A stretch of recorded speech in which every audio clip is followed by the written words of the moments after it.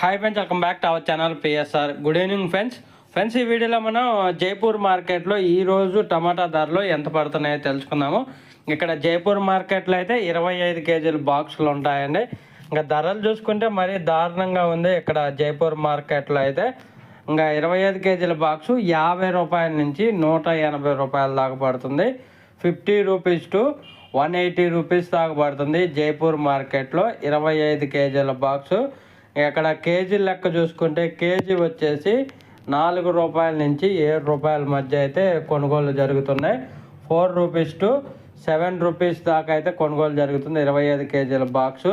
ఇక్కడైతే ఈసారి తోటలు అనేది ఎక్కువగా వేశారు, అలాగే స్టాక్ కూడా ఎక్కువగా వస్తుంది. దానివల్ల రేట్లు కూడా అస్సలు పెరగటం లేదు.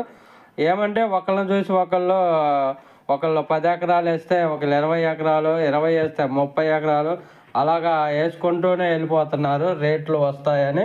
దాని ఎఫెక్టు ఈరోజు ఈ రేట్ల రూపంలో పడింది.